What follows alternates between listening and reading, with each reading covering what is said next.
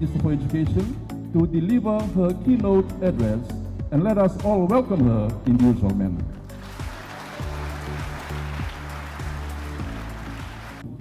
I acknowledge the head of school, the divisional head, central, all the school teachers present here, and of course, the students. This is my first visit to RKS. I've heard about this school, but I had never visited the premises. And my visit today is multifold. In fact, I'm on my way to Bow College. It's a we will be commissioning a couple of classrooms there. However, I thought that I need to visit RKS and have a little discussion with the students as well as the teachers and, of course, the principal. Students, you must understand the reason why you are here. Why are you in RKS and not in any other school? You are very privileged to be in RKS. There are many other students who want to study in this school, but we are not able to offer them space. Some of you have left home. You've come from different islands just because there were no secondary schools there, and your parents have sent you to RKS so that you can accomplish your dream, you can create a better future for yourselves. And the road to better life is through education. We have found and we have heard that there is management, or I would call it behavior issues with the students of RKS. You are not creating a good name for the school. You are not. You know it. I don't have to spell that out. I fail to understand why you are not able to put things into perspective and try your level best to give in 100% towards education. You're not doing that. The government is spending large sum of money to put you in school. Right? You must understand that. Year in, year out, the government is spending more than $1 billion on education.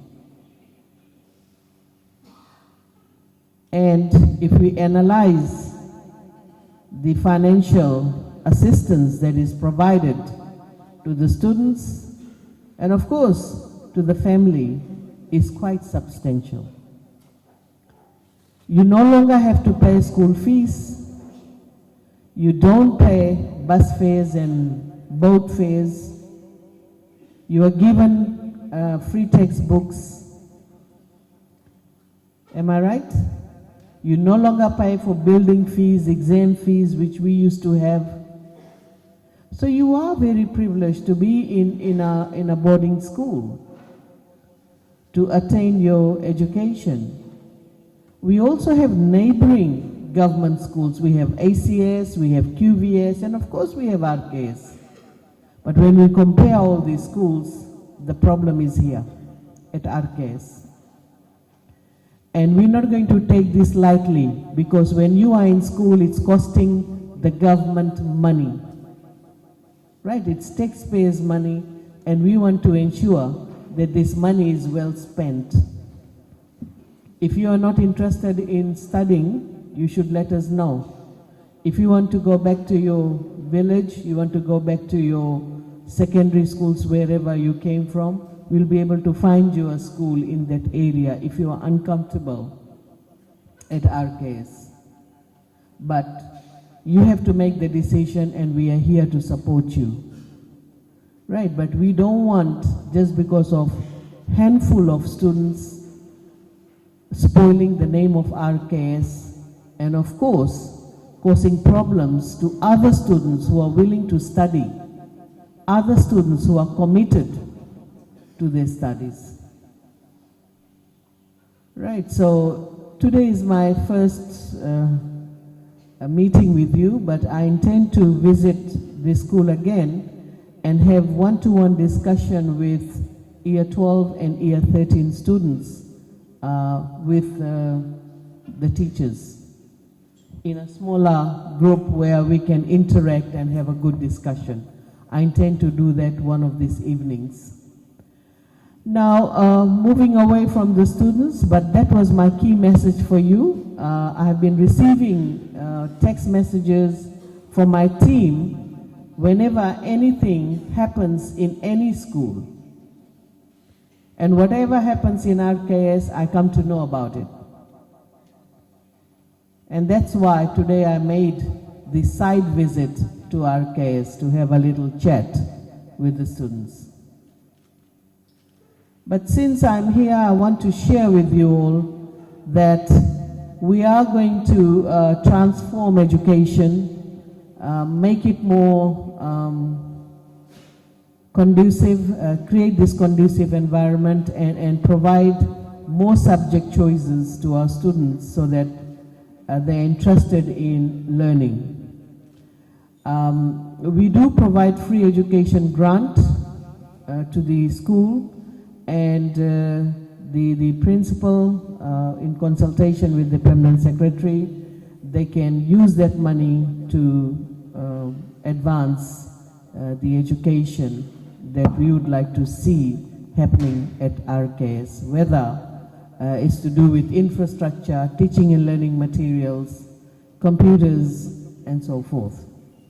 But we need to work in that direction, and when I come for my one-to-one meeting, then we can discuss this further. But for now, I would like to take this opportunity to thank the teachers for the job you have been doing. It's not an easy task. It's a mammoth task, making sure that students not only behave in class, but also succeed in life. And that responsibility is always given to the teachers. So I thank you very much for taking that challenge in a very challenging world where there's a lot of distractions. And despite all these distractions that we have, the teachers are doing a marvelous job. And I appreciate that, and I thank you from the ministry side as well as from the government for the job you do. We are bringing about major changes in the curriculum. For example, in the secondary level, we have already introduced pure maths. If you remember, most of you don't like pure maths. Am I right?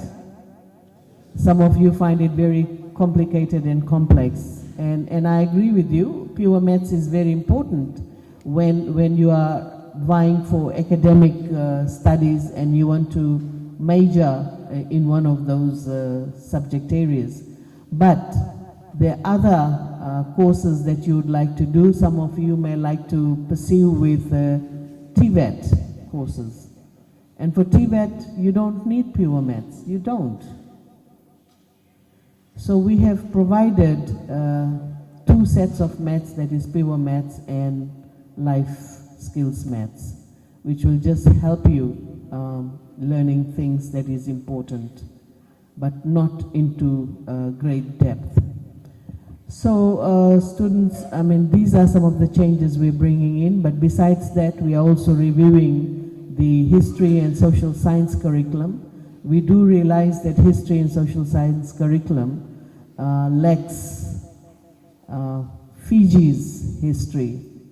We need to understand about our history first before we learn any other country's history. And our history is very rich, and unfortunately, the curriculum needs to be changed so that we can reflect our history in a much better way. For all of us, we need to understand why there is diversity in this country, reasons behind the diversity that you see. And students should understand that as well. I know most of you may not have visited Levuka. Levuka is our first capital, and it is full of rich history.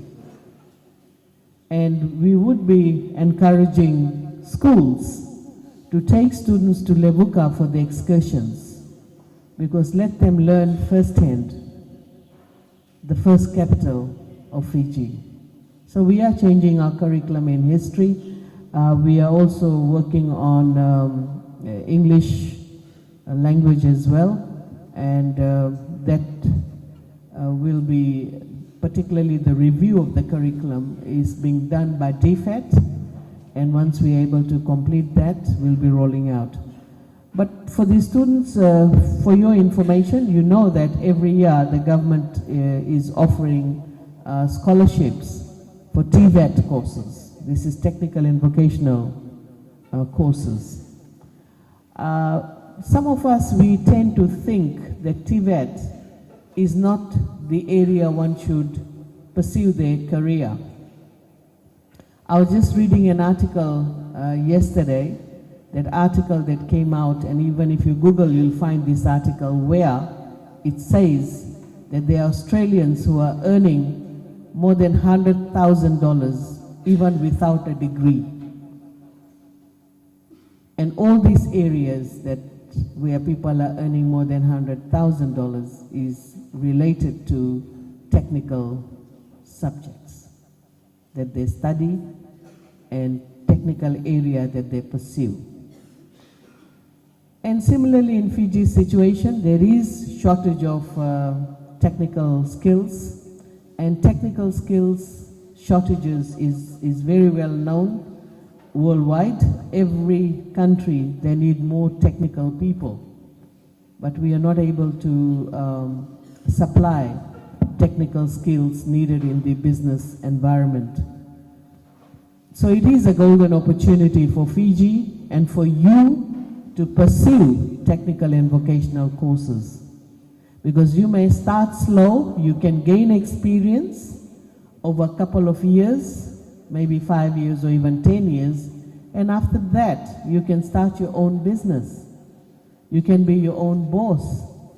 And I can share with you a number of examples of people who have gone through FNU, or in those days we used to have Derrick Technical Institute, and later on FIT. The graduates from FIT, they're doing extremely well. And the example that I want to share with you is, for example, Ragwan Construction. Mr. Ragwan, he was a graduate of FIT, and today he owns such a big business. He's a businessman. So don't think that technical and vocational courses are really for the dropouts. It is not. Or technical and vocational courses are for people with lower intellectual ability. In fact, it is not. Because if mechanics can fix the cars and people, they drive the car, imagine they're putting their confidence in the mechanic. And the mechanics, they do a wonderful job in fixing cars. Now, it's a very technical area. Everyone is not born with the technicality. Otherwise, we don't need mechanics and other professions which revolves around technical field. But there are some children who are very gifted. And you need to pursue your dream based on your personal interest. If you want to become a rugby player, make sure you pursue that and become a good rugby player. If you want to become a plumber, make sure you pursue that dream to become a good plumber, where you are sought after. Right. So that would be my advice to you this morning. Sky is the limit. Go for it. And make sure you realize your dream. This is your golden opportunity.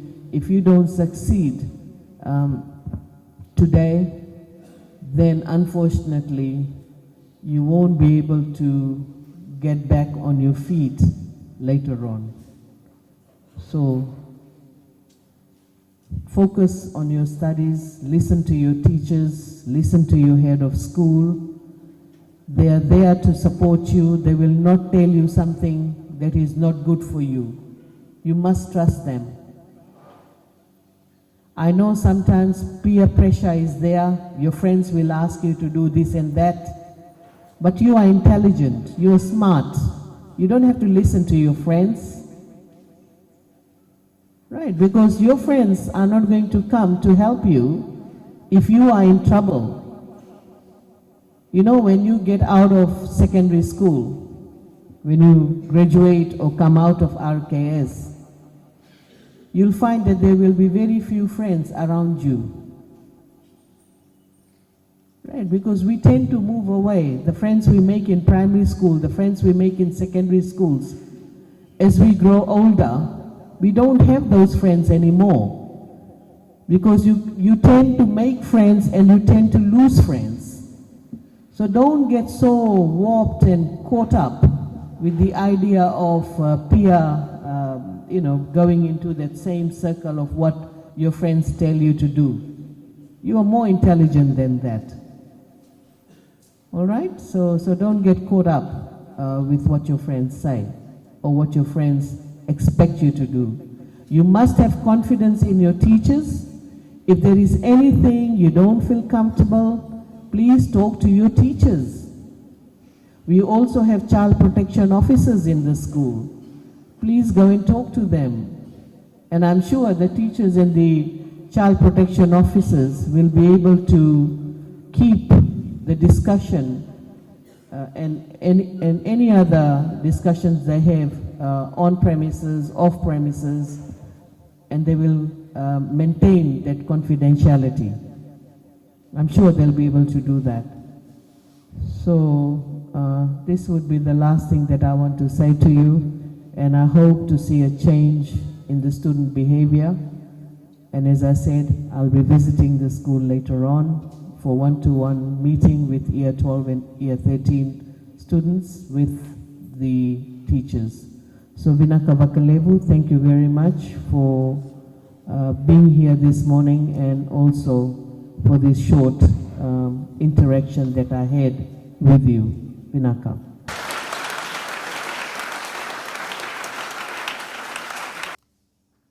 Ladies and gentlemen, let's give another big round of applause for the cutting of the welcome speech.